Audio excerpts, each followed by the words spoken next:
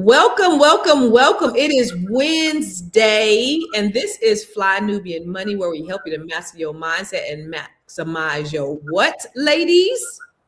Your money. Absolutely. And so I am here with some of the dopest queens, and then we got one coming up too in a little bit. But today's topic is going to be very interesting because we're going to talk about something that's hitting home in our community. And you know that when America has a cold, Black people have the flu. And there's an argument that American food is creating the disease epidemic, the greatest disease epidemic in human history. Do you guys believe that might be true? Do you think that's an over exaggeration? Do you think that might be true? True? Yes? True. So 100% true. And when you look at the number in the Black communities, it's really hard to ignore. Think about it. How many people in your family do you know that have diabetes? How many do you know have high blood pressure? How many do you know have heart disease? How many do you know are obese? Y'all, these are not random. These are absolutely common in our families. If you walk through many of our neighborhoods, what do you see? What do you see? You see fast food. You see liquor stoves. You see limited fresh options. You see processed foods pushed heavily through ads and convenience. And at the same time, guess what's happening? It's all related. Medical bills are rising. Prescription costs are through the roof. Insurance premiums are rising. What in the world are they doing? So today we're going to ask some real questions. And I don't think this is even a question really, but let me ask you guys this. And for the people in the chat, is the food system harming our community? Yes or no? Or do you think this is an over exaggeration? Let me ask you again. Is the food harming our community, or do you think this is an over exaggeration? What makes money, or who makes money when we're sick?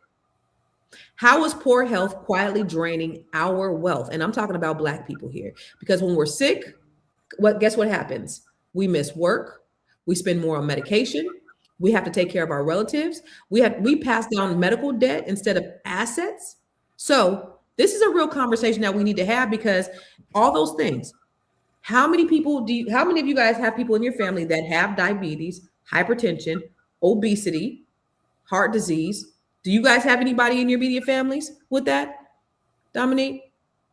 Yes. So my grandfather had diabetes and hypertension for an extended period of time. So yes. Yeah.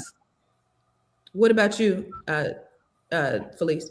So my grandmother, I believe, died from multiple heart attacks at one time, and I believe it was due to her hypertension. But that's what took her out eventually.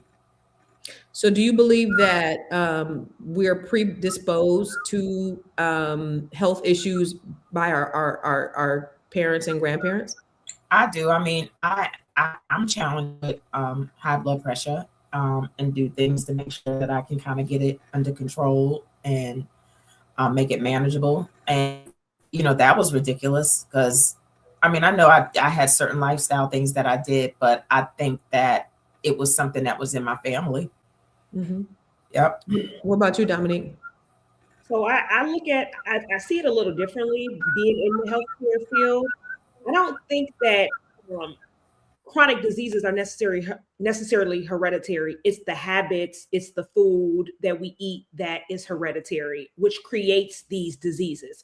If we're constantly, and not that everybody does it, but you got to think about soul food meals, right? It's full of sugars, it's full of fat, it's full of fried food. And if we're doing this chronically, then guess what? The same diseases that our grandparents had, we're going to have them as well. So I don't necessarily, again, I don't agree with it being hereditary. I think it's habits that we have that create these diseases. And I'm glad you said that, because I do a show every Thursday right before this with Dr. Jones, and she's saying she believes in whole foods, but that she says we're not passing down. This is not hereditary. What we're passing down are the habits. We eating the same as grandmama and them. We eating them hog maws and them chitlins and the Kool-Aid and all the things. You go to a soul food restaurant. I remember the first time my kids had Kool-Aid was at a soul food restaurant, and it had so much sugar. So you're drinking that Kool-Aid, and you're eating that fried chicken, and you're eating the greens with the fat back, and you're eating the mac and cheese with all the butter and the dairy in it. Like, yes, you're going to have diabetes. You're absolutely going to have hypertension. Then, because we become addicted to food and because that's a part of our lifestyle, instead, what we do is we listen to these doctors because what did I say in the beginning? Who benefits? The pharmaceutical companies, the hospitals, the doctors. We don't benefit, and so we're listening to them, and we're hearing what they're telling us to do, and all they're doing is they're medicating us, and so they're just giving us medication. And so what ends up happening? We get that toe chopped off. What happens after that toe gets cut off? That foot goes. Instead of telling them change your diet, if you change your diet and you eat to live, or then you don't live to eat, then they get that ankle cut off, and then they getting it cut off at the knee, and it's a cycle. But we're not taught in our community what's really happening. But there is no incentive because the people who are benefited from it are getting paid. They are controlling the entire ecosystem. Tierra, Good morning. what are your thoughts on that? I hear you. I mean, I hear you preaching in here. I agree. And I also want to just And hey, add girl, hey, that, by the way, and I didn't even girl, introduce you. hey, happy birthday. Happy Hold birthday, on, friend. hold on. Happy birthday. What? Thank you. So I'm sorry. Felice is a therapist. Dominique is a medical professional and also a real estate professional. We have Miss Black Hollywood, who is all things Hollywood and creative. And then me, your girl, Constance, your wealth activist. But go ahead. 27 minutes after the show that started. It's all right. It's all right. We working. You was preaching though. It's so funny because we are so so I'll just use this as an example. So I have my aunt who is just recently, she hid that she had diabetes from us for so long, and until she went to the hospital recently and had to get like a double bypass surgery because there wasn't enough blood getting to her leg, and so they took a couple of her toes. And she thought they was going to have to take her leg or whatever, but they ended up being able to not have to do all of that. But still, even after coming home saying like it's not the food, it's like we're in denial about what food is doing for us. Like, I guess that's that addict, right? It's not that, it's because dot. So she still eats bread every day. She just can't let go of the habits. And we just say like, well, we gonna die from something. My grandmother was like that. Felice, my grandmother had she had a couple like strokes. She had a stroke and a heart attack at the same time. But it was like the strength of it just took her down. Like, she stood up and then she fell down, and then that was it. She was gone. And so, my grandma didn't want to listen. She'd be like, well, I mean, I got to go some way. It's like, we would rather say that than actually change. They just want to eat good, but understand you could change that. But it's a habit. If you think about what happened on a plantation and it's offensive to me. So when I see people eating chitlins, and then my mama tried to cook chitlins, I was like, there's no way you're cooking that slave shit in my house. So this is where I'm not. You're not going to do it, because I get offended because they gave it to us because they didn't think anything of us. We've taken it and we made it into a delicacy. Oh yeah, I forgot.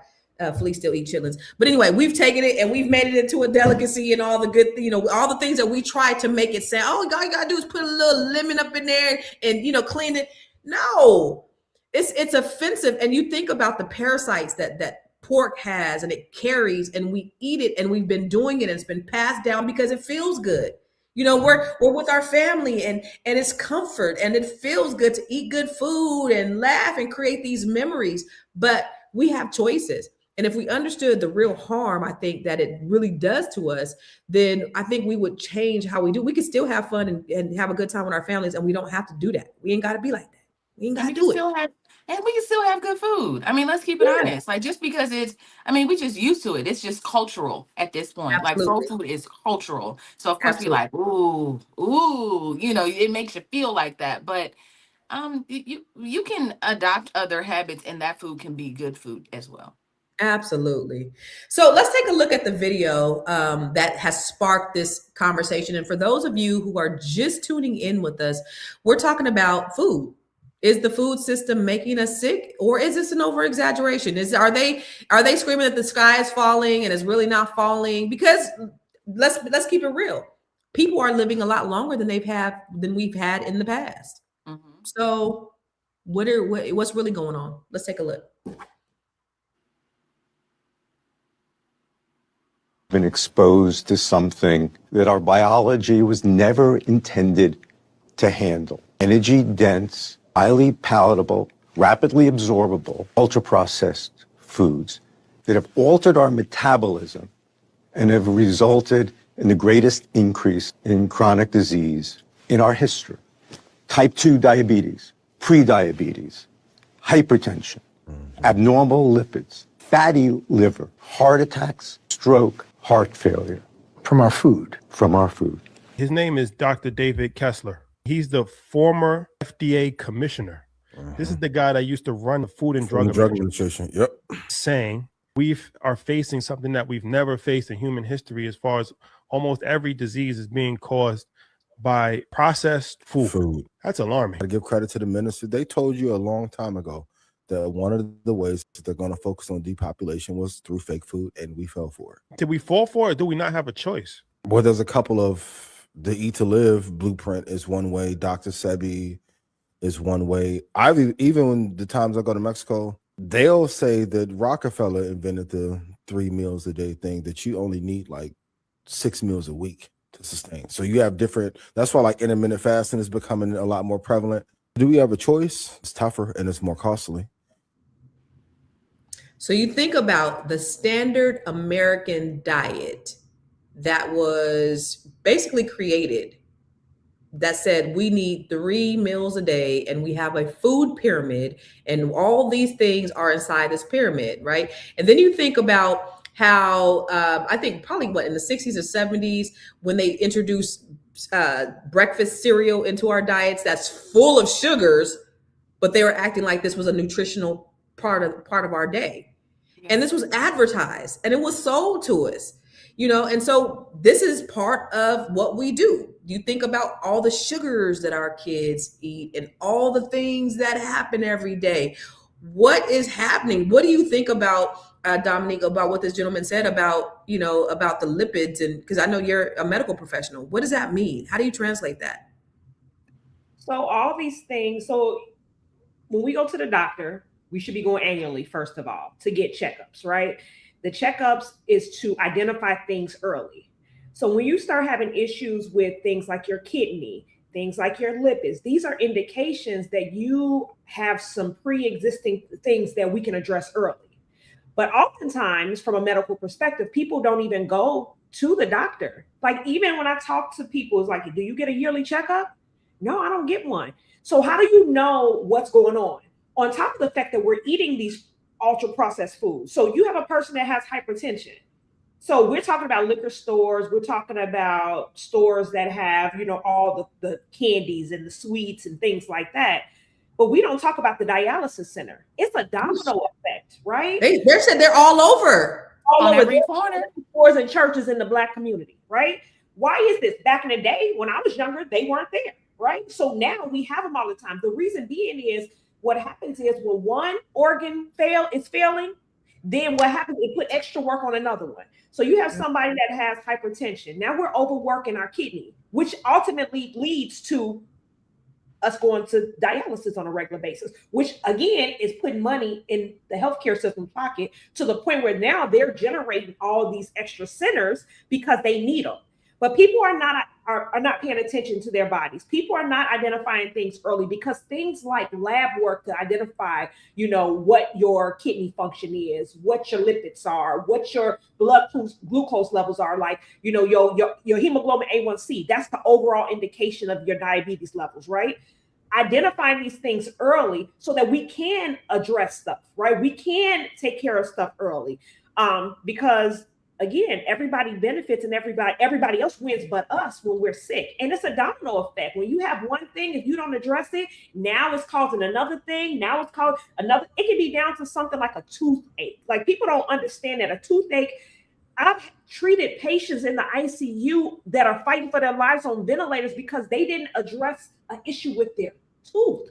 Yeah. So now it created heart disease because they didn't address issues, and so those are some things that we have to do. We have to address our labs. We have to pay attention to our diet. We have to. It's a necessity, Because we may be living longer, but what's the quality of life too?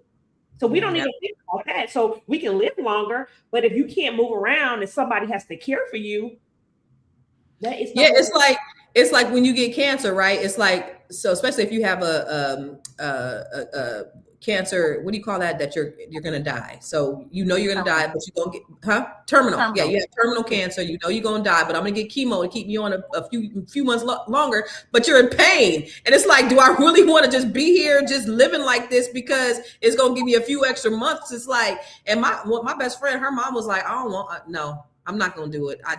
You gotta let me go because I can't be here for y'all. And then, of course, people like, no, mama, I don't care if you're in pain, if you got pain everywhere except for your pinky toe. I just need to see your face. And it's like, just like you said, it's the quality of life, Dominique. Like, what do you do?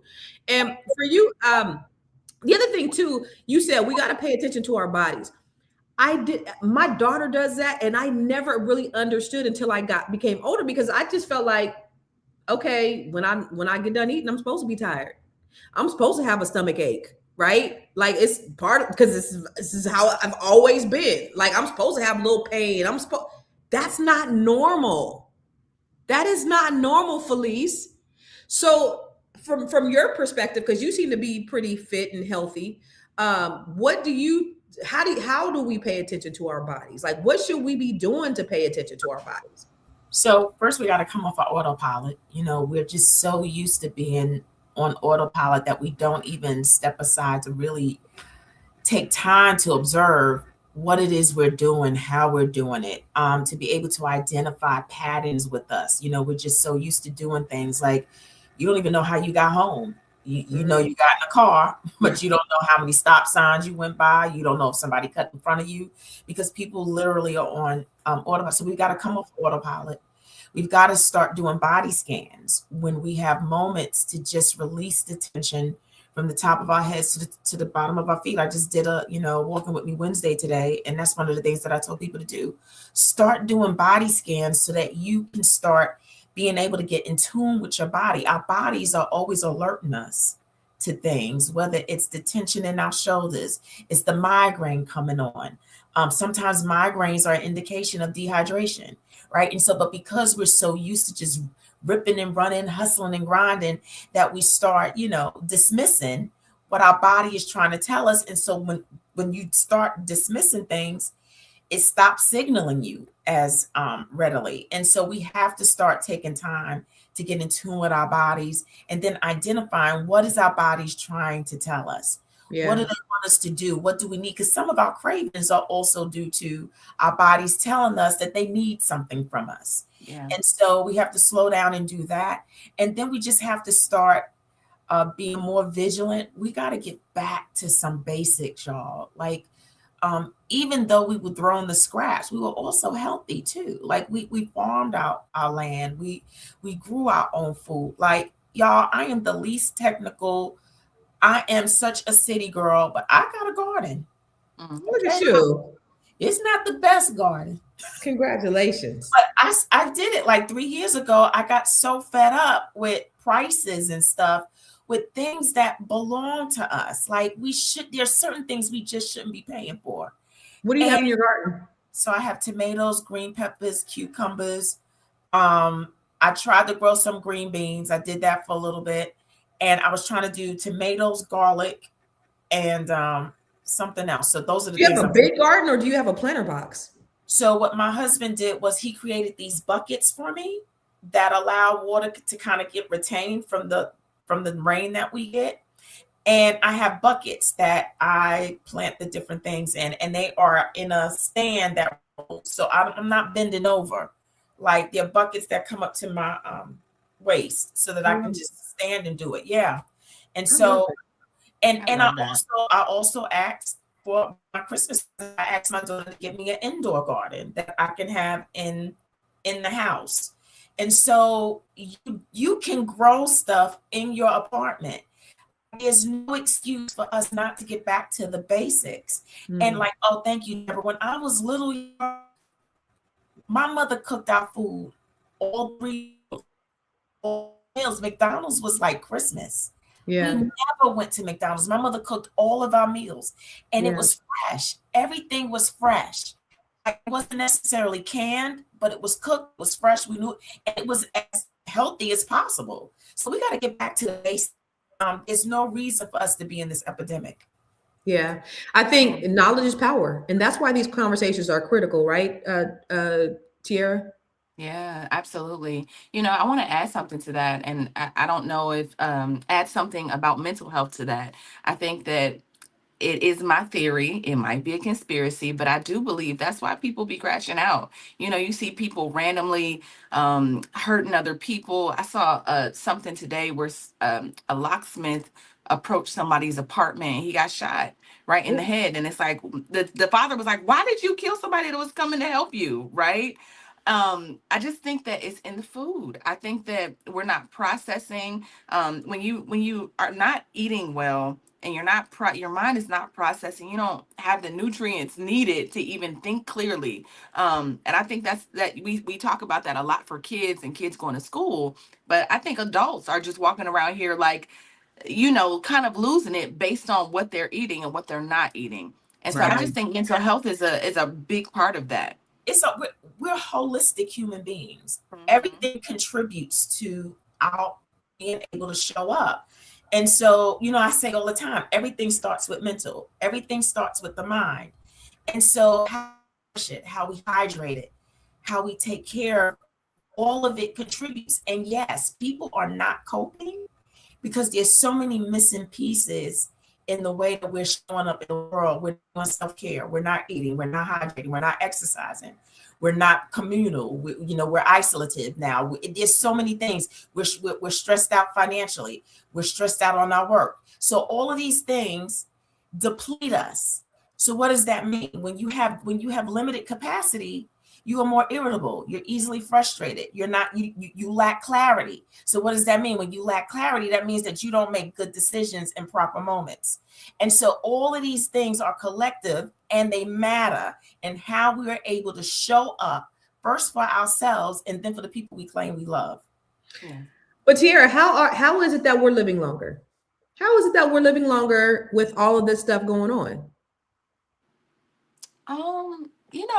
As much information, I feel like we have a lot of information. So as much as we eat, we're aware of it. I don't know if y'all see like the things that be like, cancers and everything, and diseases plastic. And everything that we touch, and the plastic and the people we're aware.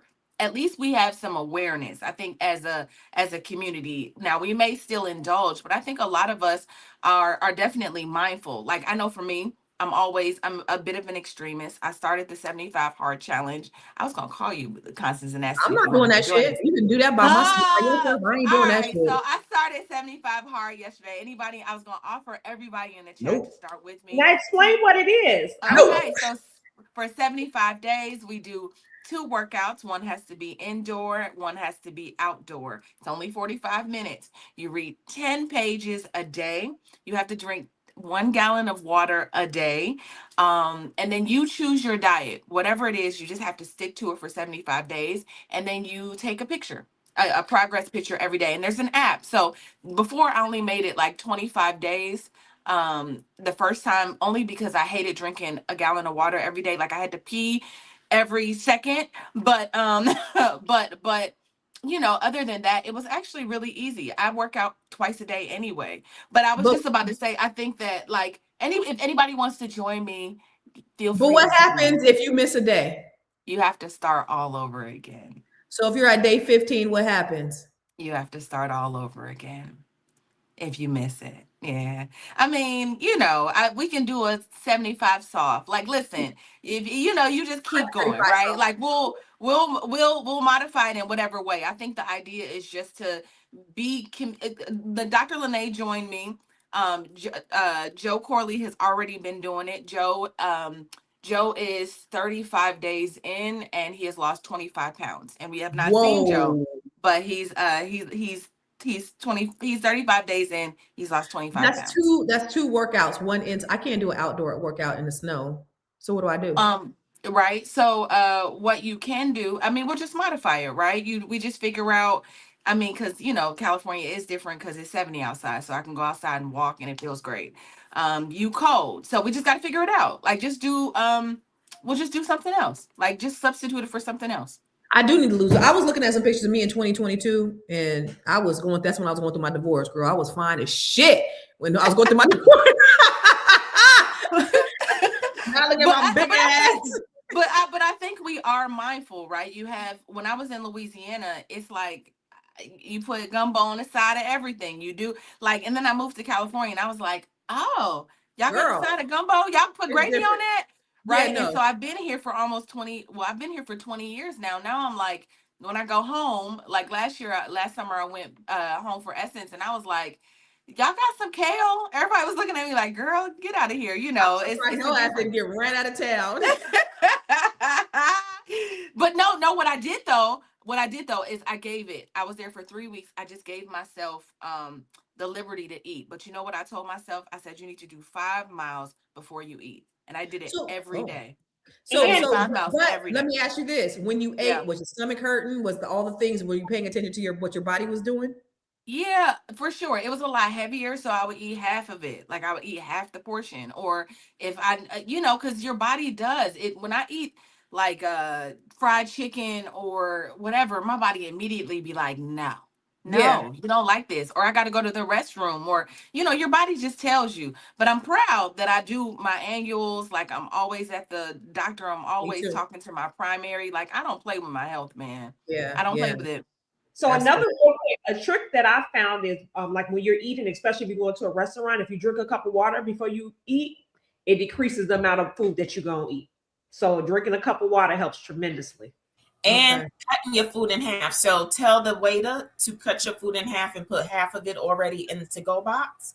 So they only bring out half of it. And so that way you're still a part of everything, but you're already on a limited amount of the calories. I love that, because the way the portions be, sheesh. Well, you know what, Constance? I want to know, because we all going on a cruise soon, right? We're going to do the Power Conference on a right. And so Dr. Lene was like, it's in 60 days, friend. So I'm gonna do the 60 hard, right? And that's fine. But even on the boat, I feel like we gonna be in the Caribbean, so there's just healthier things to eat or if we're on the cruise ship, it's like, just by then, hopefully I'll just be like, just choose the healthier option. My body is already gonna be like, ill. I don't want that. So I was getting ready to just do 1 meal a day. I was gonna fast and just do 1 meal a day. That's what me and Latanya was talking about.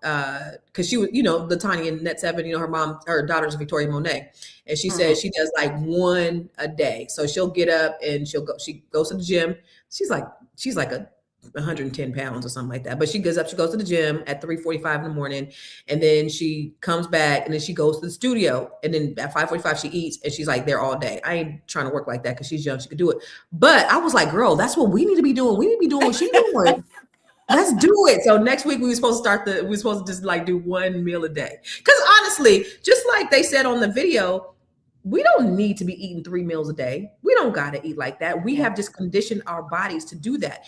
And I think Farrakhan or the Nation of Islam, they teach this. They teach eating 1 meal a day. And there's a book. And they have a book from the Elijah, and I downloaded that and read it. Muhammad, was it Fard Muhammad? It was Elijah Muhammad is the one that wrote the book, like the book. Yes. I read that. I was like, man, this what, and actually our next video is from Farrakhan, so that's actually so appropriate. But it was a good read. I mean, just like, even if you adopt little things from that, like little, you ain't got to do what they do, but like just how they break down how they eat. Can I just say this too? It's mindset as well. Like, because what we like is really good food that's seasoned. And so you can still have good food, because what we don't recognize is that the body just wants you to feed it, to give it nutrients. And so when you give it the nutrients that it needs, when you find out that your body's like, oh, okay, I'm good. But we're so used to the soul food, like the grease and stuff. But really, we just want it to really taste good. And if it tastes good and it's nutritious, your body's going to do the rest. It's going to eliminate the cravings. That's true. It's going to give you the energy that you need. A lot of people are vegan because they have more energy because their bodies are not having to remove the toxins out of it. So it can give you that energy back. And so that's why a lot of people go vegan. And so when we realize and slow down enough to be able to identify how much better we're feeling and we're still satisfying ourselves, we can turn this trajectory around if we slow down long enough to really feel the benefits from it and realize that we're not missing out. Yeah, you know, and one thing, at least 6 months. When you talk about being a vegan, because one thing Dr. Jones says, because she's a vegan, and she says that you just gotta, when you talk about seasoning your food, she's like, you just gotta make sure you season. You can't season it the way that you was seasoning when you was seasoning them pork chops. You gotta season it different so that it can taste good, so that it can be palatable for you. So it is mindset. You're absolutely 100% right. I do want to hear from Farrakhan though. Let's look at that video. Yeah, I was about to say just one last thing as I'm loading this. Your taste buds will change. Like, because right now, you know, I'm doing a 75 hard because I'm addicted to sugar. I'm addicted to candy and like things that I'm not normally like. My body just be like, yeah, you want it, Snicker. I'll be like, but I don't want it. But my body is saying I want it. But like a few weeks without it and getting through those withdrawals of whatever it is that you know, your taste buds will change. And what's good to you will be different if you're not eating sugar or salt, you know, or processed foods. Anyway, my daughter has a bowl of candy and when I go to the basement, she has a bowl of candy. And every time I think about grabbing it, I think about sugar causes cancer. Yeah. And I just be like, all right, here we go, y'all.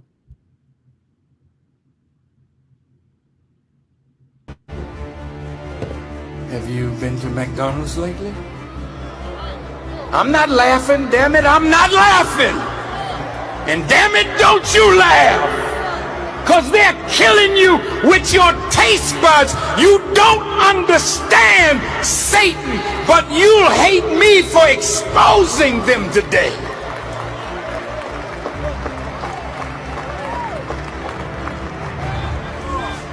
There's a slime in the burger.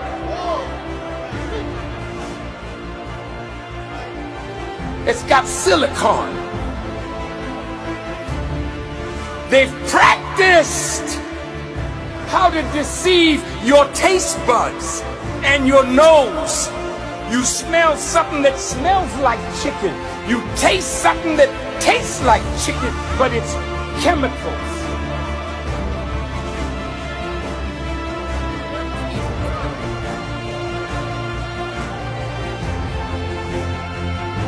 More fast food. I'm loving it. Your children driving you out of your mind. Take me to Mickey D's. See, you lazy woman. You don't want to get in a damn kitchen and cook. So you bring your children to these fast food places, killing them and yourself because you're too damn lazy and trifling to cook again. Shots, motherfucking fired, minister. So can I say something? Can I say something? But can you imagine how we would disrupt the United States economy if everybody stopped doing this? Like at my former church, we did an experiment and we left the McDonald's hamburger and French fries out for a month. It never decayed. It never molded because we found out that they put formaldehyde in it. We are ingesting formaldehyde. And so it never molded and it just stayed out for a month. And so can you imagine how we would disrupt economy if we went back to basics? Yo, we would disrupt white supremacy because them motherfuckers is not they not multiplying and we would continue to live and live and live if we do that. I mean, you know, but Farrakhan, the minister, I absolutely love him. And I'll say for me, I cook now. So since I've been like having to be a you know, the one, I make sure. I will say for me though, I do have a lot of processed foods in my pantries that I need to change out. So those are some habits. You know, you have your rice ronis, you have your au gratin potatoes, you have, you know, your Ritz crackers, your juices. My kids are real big about, well, my son is real big about drinking juice. And so those are some things that I need to change out and substitute, period. You know, what are some habits for you guys that you guys think that you can change? Just like you said, Felice, just taking small steps. Dominique, what do you think are some habits that we can change, small things that we can do in our diets? Small things we can do is, you know, maybe not eating on larger plates, right? Getting smaller plates and eating small frequent meals as opposed to having these big plates and eating this one big meal at one time that makes you extremely, you know, exhausted. Also, like, so let's punctuate that. So smaller plates. So instead of eating that big old mountain of food that you normally used to eating, maybe we eat our hands and eat off of a saucer. Eat off a saucer. Eat off of a big plate. I think that would help tremendously. Focus more on your fruits, your vegetables, and, you know, your protein. And then, you know, if you have cravings for sweets, like substitute it for things like fresh fruits, as opposed to, you know, necessarily the candy. So like small things like that, I think will help tremendously. But first, if you ask me, the one thing that I would do first is, instead of a big plate of food, I would start putting food on the saucer. It limits what you put on your plate, and you're not eating this copious amount of food. I like that. That's an SAT word, copious. I'm going to use that. These plates are huge. The portions are huge, but if you're eating smaller portions, you're training your body and you're shrinking your stomach to not eat as much, and it's healthier for you. And if you're eating small, frequent meals, then it's increasing your metabolism, which is causing you to lose weight. The problem is we're eating these big old portions of food at one time. Now we're sluggish, we're tired, we want to lay down. Think about it. On Thanksgiving, you eat that plate of food. What's happening? You know, they gave us, we had the itis, right? We named it for a reason, because now we're instantly exhausted. We're tired. Like, I don't know. I'm tired. But if we change just small things, you know, drinking a cup of water before we eat, that stuff really helps. You're not going to eat. What about warm water before you eat? Does it make a difference? They say that it makes a difference. I'm not 100% sure, but they say it helps with your digestion. You know, I'll hear people say, "Can you just bring me a cup of hot water, like we're out to dinner?" But not only that, but like drink it after. So after you finish eating, have like a hot cup of coffee or something. That's going to go through you. Also, your roughage. You're supposed to eat your roughage at the end of the meal, not at the beginning, because the roughage is what's going to go through your digestive tract and help you to break down that stuff. So you should eat your salad at the end and have a hot, warm cup of something at the end too. That's something you can do. And also, y'all, don't bring it in the house. So like, if you know you like sweets, don't bring it in the house. Why? Because then you have to figure out, well, do I want to get in the car? And do I want to have to go to Walmart and get me something? It's like, that's going to deter you, right? Like so don't make some of the things that you have a craving for, don't make it readily accessible to you. Like you have to work for it. That's a trick that you can do too. And I'm with Dr. Felice too. I'm gonna go to the garden. I have a garden myself. People think it's just so hard. And I started from seeds. I grew a bunch of stuff last year. Last year was my first year. Some things went well, some things didn't. But it's trial and error. You're not hurting anybody. But when I say, like, I had so many cucumbers and tomatoes that I was feeding my family. So my goal is I want to start helping people start gardens. It's so simple. I got the seeds, and I got a bed that it watered itself. I had light. Why does it water itself? Because it's water underneath it. I got it on Amazon. It was so simple, and it watered it at the bottom. And then you schedule the light, so you can schedule it. Like if you want this part to have light for 6 hours, you could put it on for 6 hours. It had a timer on it. I went out of town, my stuff still flourished. And then what I did was I transplanted it from inside. So I'm about to start for my summer stuff, and then next year I want to do it year round. So I found a lot of things where I can regulate the temperature and everything. I have a whole like tent that I can do it indoors. So I'm gonna bring it indoors. Things like even your potatoes. So you know how your potatoes go bad? People throw it away. No, you keep them. You cut them up. You cut them up and you let it dry out, and then you plant it and you grow potatoes. It's like simple things that we can do. But I think because we're all so busy, we overcomplicate it, and it's so simple. So I'm working to try to help. Like, I want to get into the schools to help them grow stuff, because the thing is, if you grow it, this is something you grow, the kids are more likely to eat it. You're more likely to eat it because you're excited about what you did. Like, my family was coming and getting cucumbers like crazy. You know how you go to the store and you get cucumbers and it has like all that wax and stuff on it? My stuff was not. I had no wax on it. Wait. So what's the thing that you bought from Amazon? It's like a planter. I'll send it to you. Is it big or small? It's small. It's about this big. It's small. And you got all that stuff in there? Yeah, so what you did, I started with seeds. So I went, and you can go to the dollar store. I just went to the dollar store this week and I racked up on all my garden stuff. I got all my seeds. I got seeds, $3 for $1, 2 for $1 at the dollar store. I got my pruning shears, I got gloves, I got containers, I got everything from the dollar store. So fertilizer too, like the soil too. Yeah, yes, it's not even expensive to do, and even if you can cut back on your grocery list by even growing a couple of things. So start with tomatoes and tomatoes and cucumbers. Everybody eats tomatoes and cucumbers. Cucumbers grow like crazy. Like, I will go outside. Like, there will be days that I will pull 15 cucumbers. I had to start pickling them because I had so many of them that I was going to waste them because they were just growing in abundance. No. You got to know, just now we got to do canning so that you can preserve it. Yeah.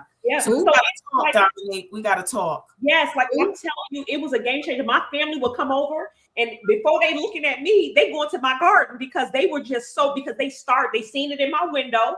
So they seen it growing from the seeds. And then once it started growing, I transplanted them outside, and everybody was like, oh my God. Like, I tried to do collard greens, but that didn't work out this year. So I'm going to try again. I had worms that ate them all up. So I'm going to try again this year for the collard greens. So what I did was I tried to focus on things we eat often. I love Mexican food. So cilantro, onions, garlic, and onions, that didn't work for me either. But I'm going to just keep trying it. And think about, does it taste better? Doesn't it taste better? Yes, I did jalapenos too. I did, like, it flourished. Do me a favor. Do we got another video, Tira? We do. Okay, while she's getting that video, get the link to Amazon and put it in chat, because I want to get it. I was going to say, it's what's interesting as I pull this video. I've been watching a lot of Dr. Bobby Price, who is where I pulled this next video, because he has a lot of things online. But I went to the store the other day, right quick, and I got some grapes, and I was like, put them in there and whatever. And I saw that they were seedless. And I think a lot of us think that, like, because they're there and they're seedless, like, it's okay. But I'm like, oh, this isn't a real grape. Right? These aren't real grapes. This isn't real lemon. So I asked the guy, he was like, yeah, it's not the season for grapes. But in order to have them year round, they bioengineer them. And so, I just started to pay attention to some of the things that were, I was watching TV. I love Honey Bunches of Oats, right? I love Honey Bunches of Oats. I was watching something and it was like, read on the side where it says bioengineered food. I look on the side of my box. I was like, God dang it. Like, you don't realize, or you just don't notice, what you're eating and how you're and it's hard to find. It's hard to find stuff that has seeds in it anymore. Like, the watermelon was I love watermelon. The watermelon was fake. I was like, damn, man. When you say fake, it puts it in a whole different perspective. When you say seedless is one thing, but when you say fake, it's fake strawberries. Fake that right there for me is like fake watermelon, fake grapes. So I've been eating the bananas. Hopefully they ain't fake. Jesus, be with me, Jesus. Your bananas are supposed to be small. They're not supposed to be really big. Lord Jesus. You know what? Oh, Jesus. Right, don't say nothing else. Sick. The first thing you have to do, you have to get people to understand that we're living in a society today, like America's food is banned in most other countries. Mm-hmm. The chicken is banned in other countries because it's cleansed with chloride, which is a carcinogen. Okay. The pork is banned in other countries because they feed pigs rat ractopamine. Okay, you can look that up too. There's so much of our food that is banned in other countries. It cannot even be sold in other countries. Cannot be sold in Europe. Cannot be sold in China. Cannot be sold in Japan. It's banned. So when you start to help people understand, if you eat the typical standard American diet, you're going to be sick. This is why 70% of the population is on a prescription drug and 75% is either overweight or obese. You're literally eating toxins, but you don't know it that way because you don't understand chemistry. When you go to the supermarket and you're buying your food and you turn it on this label and you're looking at that label and half of it sounds like chemistry, you don't know what that is. You don't know what that's doing to you. So the mentality approach is to help them understand real recognizes real. Real food, your body is going to recognize it. It knows exactly what to do with it. But when you put an abomination, a man-made product that is called food in your body has to figure out what it is, what to do with it. And most of it ends up just sitting here because the body can't figure out what to do with it and it can't process it out. So this is why most people are constipated. This is why most people are constipated. Are you constipated, Constance? No, I have not been constipated. However, I was just talking to somebody that said, "Hey, I've been constipated," and I was like, "This is why she constipated." It was like, but that is very interesting. And when we think about it, I mean, it's a part of our everyday lives. Now, what do you think about the idea that in our community specifically, there's an over representation of genetically modified foods. We have food deserts. You don't have whole foods. You don't have fresh foods. This is by design. So what do you do? What do you say? What can those people who are in those situations? I guess it would be to garden, right? It would be like to try to go a little bit further to try to get those whole foods. But what do you think, Tiara? What do you think about our communities being full of these food deserts and these GMO foods? Oh man, that's the hard part, right? Because people are just trying to survive. People are just trying to survive. They ain't got time to sit down. I think there's a level of luxury or freedom that we sometimes don't want to admit that we have, that we can just think about what we eat, right? Because some people are just like, I'm hungry. I'm gonna go get this 99-cent. When I was in my 20s here in LA, and I was trying to figure out how to get on television and I didn't have any money, and I used to be like, okay, I'm gonna get a 99-cent Carl's Jr. Chicken sandwich. I ate it every day for like a summer, right? And I just think that people are just trying to survive. Like, dang, I'm hungry. It's just that idea. So, first of all, there has to just be a level of freedom that people have. There's a level of stress that has to be removed before you can even start thinking about deserts and farming and gardening and all of the things. So, I would just say, conversations like these, right? Where people are us making people more aware, first of all, that like what's in their food. Secondly, just letting them know that like it's accessible. There's things that can be, they can, I'm thinking about the food deserts. Man, listen, Black people can get Jordans. They can figure out how to get whatever they want. They can get good food. So I'm not even going to say like, oh, we're victims. We're not victims. If you can figure out how to get Jordans, if you can figure out how to get TikTok, yes, you can figure out how to get you some better food. Yeah, get you some better food. I was about to say no because we're victimized, but man, listen, Black people are the ones to figure it out. So figure it out how to eat better. Yeah. Dominique, can I say something real quick? I think that it's deeper than that. I think there's an addiction.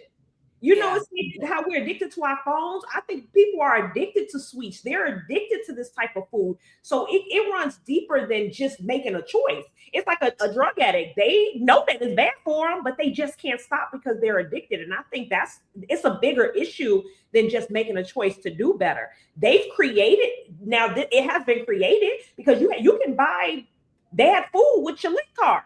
You can go and buy chips and candy and fast food that's not good for you, fried chicken with your link card. I really think that people are addicted to this food. Like, think about it. Sometimes it's hard to, even me, and I work out and I try really hard to eat right, but sometimes I get into a mode and maybe I get me some chips. I get 3 different flavors, mix them in a bag, and I'm going to town. Yes. And then I'm sick to my stomach. And I know I'm going to be sick to my stomach, but I do it anyway because I'm craving it. I couldn't even fight the craving. I think that but Dominique, okay, so they're addicted. Yep. What do you do about that addiction? How do you unaddict yourself? I think having these conversations, getting people like me that's willing to come in, because I'm passionate about this garden thing. I'm willing to help people start their gardens. Garden to me is like real estate. When I'm talking about it, I believe in it. Like I enjoy it. I see you lighting up. Yeah. I love it. Like it was a game changer. I would be excited. I would be in my garden, just like, oh, what's going on? And to watch it flourish. And I did that. You get what I'm saying? Mm-hmm. I was more likely. I eat pickles, but I took some cucumbers and I pickled them. So now I eat pickles, so and they're better for you, right? I can control the sugar content. I can control the salt content in what I grew myself. There's no pesticides on the outside. So I think that just having these conversations and having people that are willing to do it, like all my family and friends that have gardens. So I'm gonna grow this, you grow this, you grow that, and then we all come and eat because the stuff comes in abundance. When it comes in abundance. Like I'm telling you, there will be days that I would pull 15 cucumbers out of my garden one day, and I already got 30 of them sitting in my garden because that's how it happens.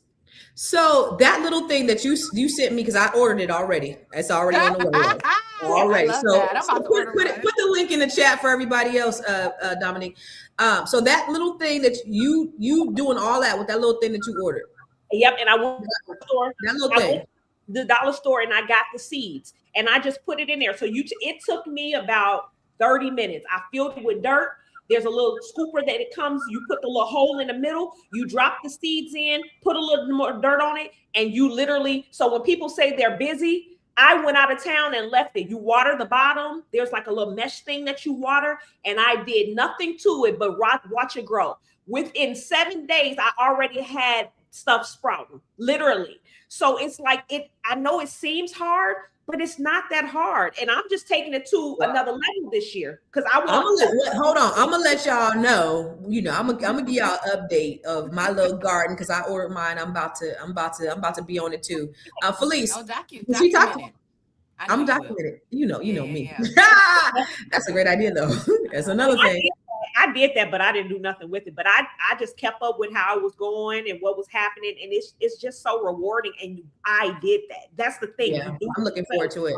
Yeah. Felice, I know you got to get up out of here because let me tell you something. When 2 o'clock hit, she'd be like, I'd be like, and we're going to go with, and Felice gone. So, but when they can find you right now, Felice. Right?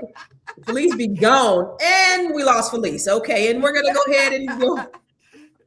But I do want you to do your final thoughts, but I do want to know, how do we, you're a therapist, how do we get unaddicted?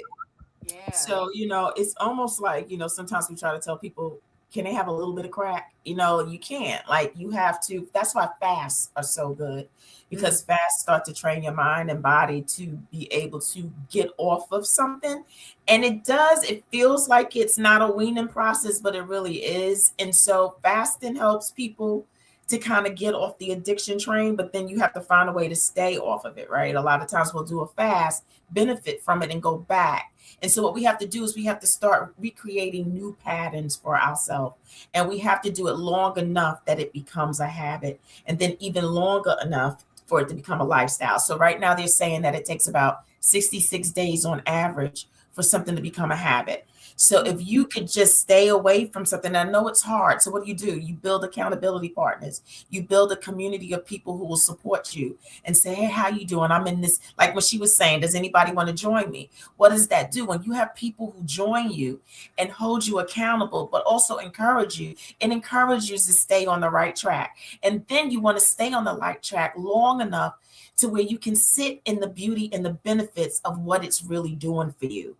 When you start recognizing that you've got this energy that before by 6 o'clock you were out for the count, but now you can go to 9 p.m. and you have the same energy that you woke up with at 5 a.m. That is going to change your whole life. You got to do it long enough for you to sit in the benefit and feel the rewards of your right choices. And what does that do? You start creating and shifting the patterns in your subconscious mind to say, okay, all right, she's got dominion. Not only is she got dominion, she's the master, and she's retraining me Let's go. To rethink about how I can go about this thing called life. And so that's the key. And so it's all about community, y'all. Like, that is the beauty of community. And we've got to learn how to be more self-sufficient and be able to sustain ourselves. And like she said, it's in the mind. Once you get to the mind, you're not going to do it. Just do it. Go on Amazon.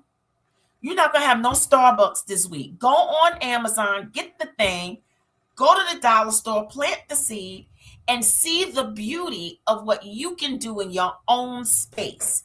And that you have the power to live the life that God created and ordained for us to live. We are supposed to be healthy, human, holistic, long living creatures. And it is available to us. So let's do it. Let's do it. And Dominique, please, we get ready to be good girl. I'm getting ready to check in with you. You're going to hold me accountable. I'm going to hold you accountable because I'm going to get my thing. We're going to learn from each other as well. I love it. Constance, we bringing you in too, girl. All right, I'm gonna get it. I'm gonna get my shit together. I really, I know I can do it, but I've created these monsters, these habits for these monsters that I have. So just getting them to do it. My daughter, yeah, absolutely. And then we talk about it. We talk about being healthy, but it's just a matter of they've been conditioned for so long to, them Capri Suns and the chips and the Oreos and all the things that we get the kids. And so I want to get them in on it too. I want to get them at least making a decision to do that. But Felice, I know you gotta get out of here. Where can they find you? The Be Big Coach. You're muted, babe. If you can go on my website, www.thebebigcoach.com. Also follow me on Facebook and Instagram. I'm the b.big.coach on Instagram and Be Big Coach on Facebook. Please follow me. Every Wednesday I do a live Walking With Me Wednesday. And I just drop nuggets on people so that they can be encouraged. I didn't see it. I'm like, I always miss that. How do they on the Be Big Coach on your Instagram or on my Facebook? On Instagram it's Real Talk with Felice, and on Facebook it's Felice Hightower Britt. But you can follow me, and I get people to walk with me on Wednesdays. I'm walking on my treadmill, and we walking together. Okay, I love it. I love that. Congratulations on that. Well, get on out of here, girl. Get to your therapy sessions. We love you. We appreciate you. Always a pleasure. Before we get to we got some stats. Let's look at some stats real quick. We do have stats. Yes. Are stats in here? Yes, they are. Shout out to Deborah. So chronic diseases. You said what? Shout out to Deborah will win. We got some stats. Come on. All right. Chronic diseases account for the majority of healthcare spending in the United States. The majority of healthcare spending is due to chronic diseases, and it derives from how we eat. Yep.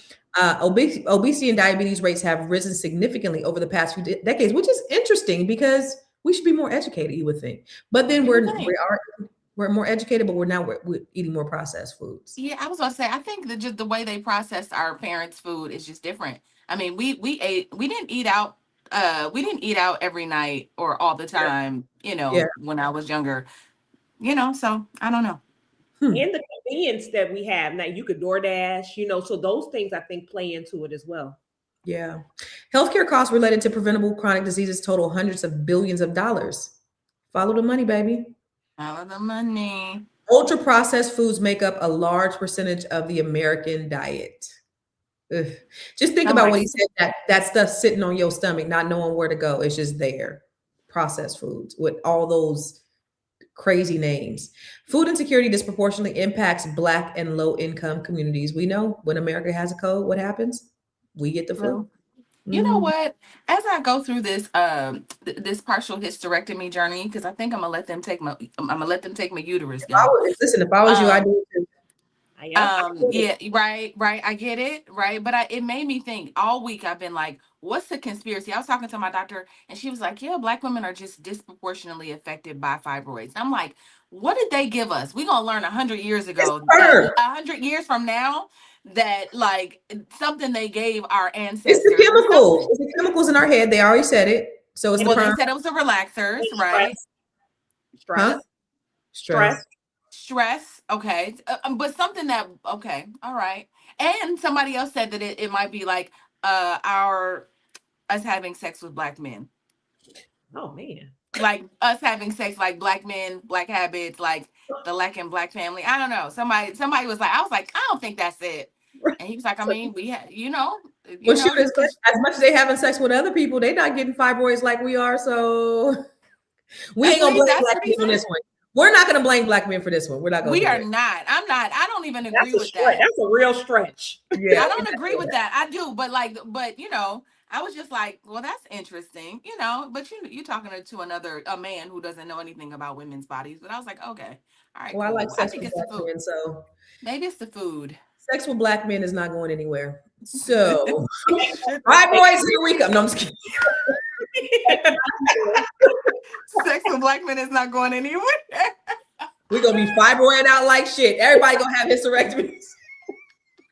But it is like, if we think about it though, right? Like, sterilization is the ultimate, right? Them taking our uterus. So I'm just wondering, like, that's intentional. Like, y'all, like, listen, I don't know. They trying to, it's, you know what I'm saying? It's racial.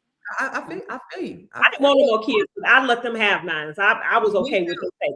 I get jealous of people who get hysterectomy. I'd be like, I hope you grow a beard, bitch. They will get wax can't handle. I'm looking forward to it, but there was a part of me that was just like, when the doctor was like, so you don't want to have any more children. Now, y'all know I'm 42. I don't want to have any more children, right? I don't. But just like hearing her say it, like, do you want more children? I was like, she's taking my choice away. Like, right? Like, I don't know. There's something about like your old ass senior citizen ass be walking your kid. Shut up.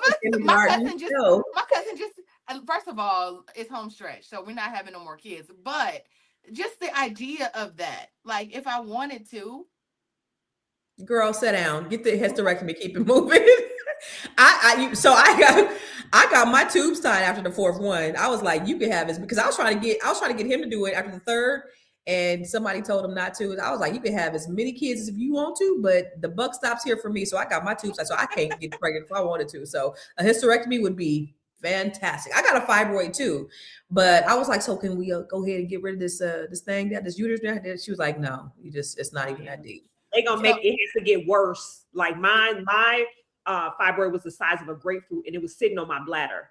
Yeah. So I was getting urinary tract infections related to it. So I had to get it, and that was just one of them. So I had to, and I didn't want no more. So I was clear. I don't want no partial. Take it all. Somebody told me when they got theirs removed, they saw hella fibroids inside that they didn't even know. So I got a cluster, right? I call her Fibroidita, right? She is the size of a 4-month-old fetus, and she's all the way up here. And she's clustered with one that's the size of a lemon. I call her Limona, a walnut, Walnita, plum, Plumia, and a pebble. So I call her Pebbles. But they all clustered together right here. And y'all, I was wondering, like, I work out. And so, like, but I still had this protrusion in my stomach. Like, even when I was like doing my music videos and stuff, I was like, yo, like, what is going on? Like, I can't lose my belly. Everybody's like, you skinny, you in good shape, but you just need to lose your belly. I'm like, I know. Couldn't lose it. And you are still contemplating on whether you're gonna do this or not. What, the 75 hour? Oh, I know. No, they gotta take it out. You gotta take it out. I'm sure there's some more in there. Some more little pebbles. With fibroids, like, one reason I didn't want any more kids, but if you have fibroids, if they don't get them all, they're coming back. So that means you're gonna end up having surgery again. Sorry, Anonymous. This is, hey, listen, you need to hear this, because the woman that you love may end up going through this, and so you need to hear this. Anonymous, you are my favorite person. I promise you. I don't know you, but you are like my favorite. I promise. You need to hear this for the lady of your life, the woman you love. So you need to be understanding. Anonymous is such a misogynist, though. He don't want to hear this shit. He be like, you go take care of that. Because that straight up misogynist. He don't give a damn. No. Okay. So listen, let's get back. Let's focus. All right. So listen. You got that?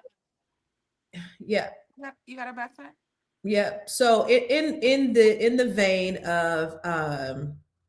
of eating right in agriculture, I wanted the Black fact to really be on what we did, who we are, and how we became farmers. So I don't know if you guys know that there were many formerly enslaved Africans were some of the most advanced agricultural experts in the world. It's in your DNA, y'all. It's in your DNA. And their knowledge was the knowledge that shaped American farming. So enslaved Africans from regions like West Africa were intentionally brought to the US because of their expertise in rice cultivation, irrigation systems, and soil management. That's why you could do that so good, Dominique. In places like South Carolina and Georgia, they didn't just work the land, they engineered it. They built complex irrigation systems that are still studied today. But here's the part we don't talk about enough. After emancipation, many Black families became highly skilled farmers and landowners. By 1910, Black Americans owned approximately 16 to 19 million acres of land, and much of it was used for farming and gardening. They grew their own food, they sustained their communities, and they created economic independence through agriculture. Then came what? Systematic discrimination, land theft, and policies that strip much of the land today. Gardening for our ancestors wasn't a hobby. It was survival, ownership, and wealth building. Growing your own food meant freedom, self-sufficiency, and control over your future. What we call gardening today is actually a legacy skill, y'all. It's tied to food security, land ownership, and economic power. Reclaiming that knowledge, even in the small ways like backyard gardening, urban farming, or community gardens, is part of rebuilding that legacy. Now drop a Black fist in the comments and share this. So that is in our DNA, y'all. So we have to just go back to what we know to be true. Go back to the innate things that's inside who we are as a people. Yes. So we're going to get on out of here. And this has been a very fruitful conversation. I'll tell you, every time we talk about, health and gardening and agriculture and disease, it always, right? And when I go to the doctor, and when they ask those questions, have you had this? And I'm saying no, but every time I say no, I'm like, thank you, Jesus. Thank you, Jesus. Every time I say no, because you're at an age, especially now. We took that for granted when you were younger, but it's like, no, oh God, I think, so we just really have to be cognizant of the things that we put in our bodies. Dominique, I'm gonna let you give your final thought and then to let the people know where they can find you. So when I think about health, or I think about wealth, right? I know people think about money, but I think about your energy, your clarity, your longevity, and I think about your freedom. And when you think about wealth and your body is breaking down, how can you make money if your body is breaking down? So I think that when we're talking about mastering our mindset and to maximize our money, we also need to be strategic when we think about food, what we put into our body, and making sure that we are consistent. We're making those small changes and we're paying attention to our bodies so that we can really have true wealth. Wealth, again, is not just about money. And so we need to think about that. If you are looking for me, I am on all social media platforms at the Whitmore Group. And you can find us at our website at thewhitmoregroup.com. You can follow us. You can go check us out to see what we're doing. Good shit. Thank you, Dominique. You're welcome. What about you, Miss Black Hollywood? You asked the question earlier, Constance. You asked, why are we living so much longer? And I've been thinking about that. Like, girl, I don't know, why are we living much longer? I think I came up with an answer in the moment. But I was thinking, this generation, and really, I'm thinking generation, what is it? Generation X, Z. Are you? No. What are you? Oh, shut up, you little youngster. I'm an X. Okay, so X millennial. Okay, all right. So I'm thinking like X and down, we've really figured out how to just be youthful. Like, we don't smoke, we don't drink as much, we don't do the things that our parents were doing. I think the only difference is now they're attacking us in this generation through food, right? They got us like making cigarettes look cool for my aunts, and they smoked and smoked and smoked and smoked and smoked their lungs out, right?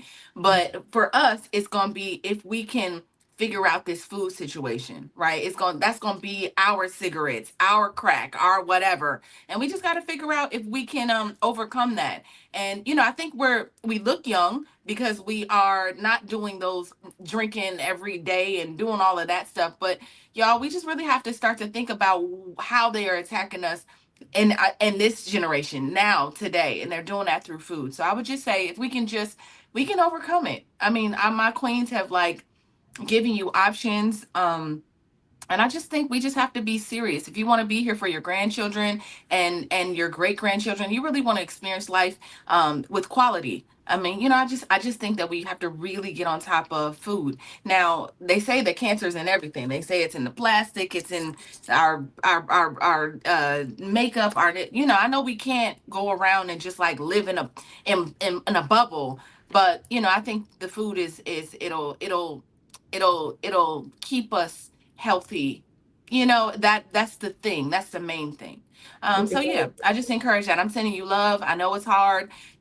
Speaking of hard, if you are looking for me, I'm about to do 75 hard. If you want to join, please just go ahead and put 75 hard in the comments, and we can check in every single day for the next 75 days here on Fly Nubian Money. And just really just support one another. We are a community. It's been my dream. It's ministry. This is all ministry for me. So it just creates a pathway for us all to do it, to walk it like we talk it, to do the things and do it together. And I just be like, you do this and you do that, and Black people need to do that. It's like, let's do it together. So I love y'all. I'm at Miss Black Hollywood across all platforms, and I'll talk to you soon. 75 hard, baby. Let's go.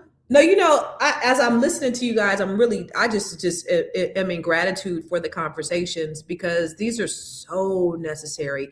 Just the things that were shared here today, like Dominique, you sharing your gardening tool that you bought from Amazon. Now I got it, so now I'm finna do it. This is infectious. Felice talking about some of the things that she's doing and just some best practices.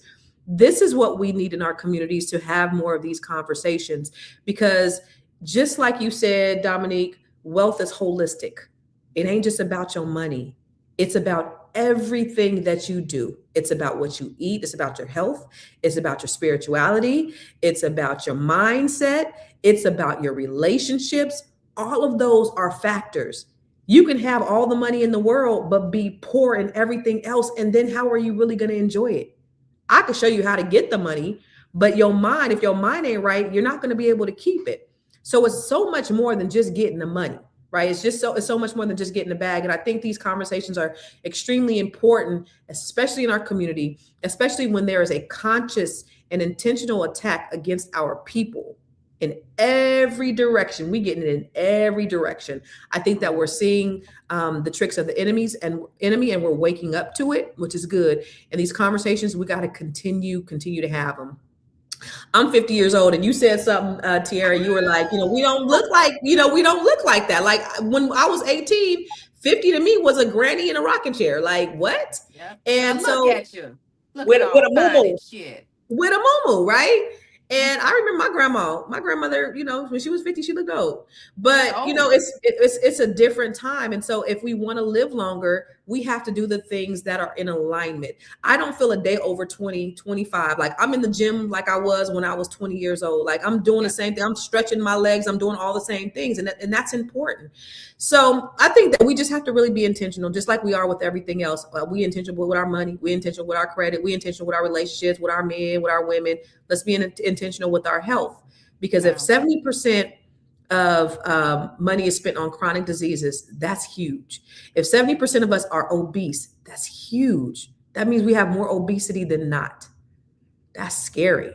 And our food is banned in other countries. That's scary. Think about that. They trying to kill us, y'all, and we can't let them.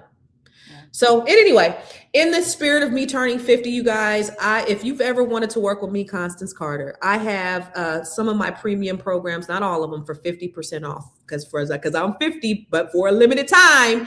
So like my coaching, my one-on-one coaching, if you need to get your wealth plan right, or your credit, or you want to become a part of my inner circle, which is a Net 7 Collective, where I help Black women increase their net worth to 7 figures. Those things are 50% off for a limited time, probably till the end of February, which is like in 3 more days. So I just want to invite you, if you're interested, go to my website, constancecarter.com, put in the coupon code CC birthday, and you can work with me, and I would love to work with you. My goal is to give back and work with as many people as I can. So let me just end by this. I may or may not be on tomorrow because I'm going on vacation on Friday for and so I need to get my shit together because my toes look terrible and I need to go get them done. But so I may be here tomorrow. But anyway, I do want to say that our health is connected to our wealth, you guys. And if our community is dealing with preventable illnesses at high rates that affects everything, which is income, energy, focus, longevity, the ability to build and pass something down, we can't talk about generational wealth and ignore generational health. We have to pay attention to what's being marketed to us, what's available in our neighborhoods, and what we're feeding our families, not just yourself, but what you're feeding your babies too. So protecting our health is an essential part of protecting our future. Y'all, we're going to be back tomorrow. Same bat time, same bat channel. We appreciate you. We love you. Peace. Oh, the vaping too, y'all. That vaping.